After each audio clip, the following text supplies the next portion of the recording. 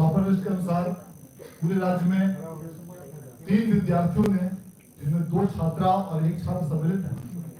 इन्होंने 489 मार्क्स अर्थात 97.8% अंक प्राप्त करके पूरे राज्य में प्रथम स्थान प्राप्त किया है, जिसमें साक्षी कुमारी जेपीएन हाई स्कूल समस्तीपुर की छात्रा है, अंशु कुमारी भारतीय इंटर कॉलेज गहरी की छात्रा है और रंजन वर्मा जो हाई स्कूल अज्ञावा बाजार भोजपुर की छात्र है। इन तीनों ने संयुक्त रूप से 489 अंक प्राप्त करके प्रथम स्थान प्राप्त किया है। आज जारी किए गए इस परीक्षा फल के अनुसार पूरे राज्य में जिन विद्यार्थियों ने भी बेहतर प्रदर्शन किया है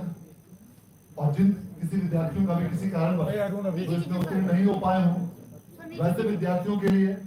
बिहार विद्यालय परीक्षा समिति द्वारा आगामी 4 अप्रैल से 12 अप्रैल के बीच कंपार्टमेंटल का फॉर्म भरने की तिथि निर्धारित की गई है और जो भी विद्यार्थी अपने अंक से यदि किसी कारणवश असंतुष्ट हो तो वे भी 4 अप्रैल से 12 अप्रैल के बीच अपने अंकों के संबंध में चैलेंज कर सकते हैं और स्क्रूटनी के लिए आवेदन कर सकते हैं। बिहार विद्यालय परीक्षा समिति द्वारा लगातार 7वें वर्ष देश में सबसे पहले इंटर की भांति मैट्रिक परीक्षा का परीक्षा फल घोषित किया गया और विगत 3 वर्षों से 31 मार्च को ही परीक्षा फल घोषित किया जाता रहा था मैट्रिक का, और अब तक का बिहार बोर्ड के इतिहास में आज जो परीक्षा फल 29 मार्च मैट्रिक का रिजल्ट डिक्लेयर किया गया, यह बिहार बोर्ड के इतिहास में अब तक का फास्टेस्ट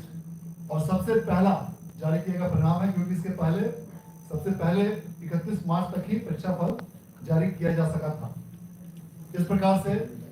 इस वर्ष भी बिहार विद्यालय परीक्षा समिति द्वारा अलग अलग कई प्रकार के नए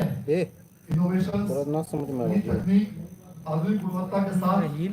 सभी विद्यार्थियों के फोटो के साथ प्री प्रिंटेड कॉपी बारकोड और लिथो कोड के साथ बनाई गई और उसे सफलतापूर्वक लागू किया गया। कई प्रकार के मल्टीपल कंप्यूटराइज्ड प्रपत्र बिहार विद्यालय परीक्षा समिति द्वारा अपने स्तर से तैयार किए गए और उसकी स्कैनिंग करके डेटा तैयार करते हुए फास्ट सॉफ्टवेयर के माध्यम से रिजल्ट प्रोसेसिंग की कार्रवाई की गई। सभी मूल्यांकन केंद्रों पर कंप्यूटर की व्यवस्था की गई थी और वहां से अंकों की प्रविष्टि सीधे सर्वर में की जाती थी। इसके पश्चात सभी बारकोडिंग केंद्रों पर भी सभी कॉपियों की बारकोडिंग कराई गई थी और सभी बारकोडिंग केंद्रों पर भी कंप्यूटर की व्यवस्था करते हुए इसकी कंप्यूटराइज्ड एंट्री कराई गई थी। सभी प्रश्न पत्रों के 10 सेट तैयार किए गए थे और इस प्रकार राज्य सरकार का जो संकल्प था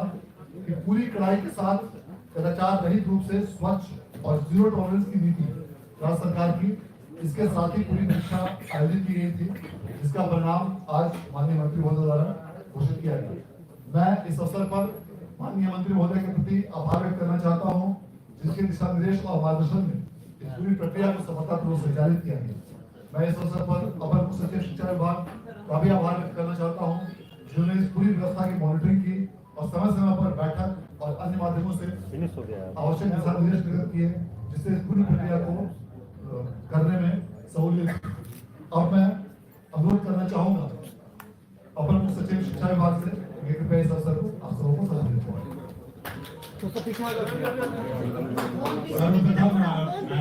जो उत्तीर्ण छात्र और छात्राएं हैं उनको बधाई देता हूँ और जिन्होंने अच्छा प्रदर्शन किया है उनको भी मेरी बधाई। साथ ही साथ मैं बिहार स्कूल एग्जामिनेशन बोर्ड को भी बधाई देता हूँ कि उन्होंने समय पर और समय से पहले उन्होंने ये रिजल्ट घोषित किया। हम लोग विभिन्न प्रकार के इनोवेशन और विभिन्न प्रकार के मॉडर्नाइजेशन एक्टिविटीज विभिन्न स्कूल में हम लोग कर रहे हैं और आगामी वर्ष में हम लोग का उद्देश्य है कि क्लास 5, 6, 7, 8, 9, 10 इन सभी क्लासेस को कंप्यूटर की का ज्ञान दें, सभी जगह लैब लगे और सभी बच्चों को कंप्यूटर का ज्ञान दें। एक जरूर हम लोग को जब हम लोग ने रिजल्ट की समीक्षा कर रहे थे तो मैथ्स का एक थोड़ा बच्चे कमजोर हैं और मैथ्स में ने सभी ऑफिसर्स को ये कहा है कि अगले वर्ष जो पहला महीना है अप्रैल का, वहां पर आप एक्स्ट्रा क्लासेस मैथ्स के चलाएंगे और सभी को मैथ्स के रिफ्रेशर कोर्स चलाएंगे, ताकि मैथ्स में लोग पिकअप करें, मैथ्स में लोग रुचि लें। और मैं पुनः सभी को अपनी बधाई देता हूं और मैं आशा करता हूं कि ये लोग आगे प्रमोट होकर या अगली बार में अच्छा करें। धन्यवाद। अब मैं अनुरोध करना चाहूंगा माननीय मंत्री महोदय से कि वे इस अवसर पर आप सबों को संबोधित करें। आप सभी को नमस्कार और इस प्रेस कॉन्फ्रेंस में आपका स्वागत है। जैसा कि अभी आपको बताया गया कि मैट्रिक की जो परीक्षा हुई है उसमें जो छात्राएं और छात्र उत्तीर्ण हुए हैं, पास हुए हैं, उन सभी को दिल की गहराइयों से हम बधाई देते हैं और उम्मीद करते हैं कि आगे भी उनका भविष्य उज्जवल हो, अपनी पढ़ाई लिखाई अच्छे से करें, सरकार उनके साथ है। आगे भी जो कॉलेज में शिक्षा की व्यवस्था है वो भी काफ़ी अच्छी हो रही है प्रतिदिन, और उनका भविष्य अच्छा हो इसकी हम कामना करते हैं। और अब इतने तेजी से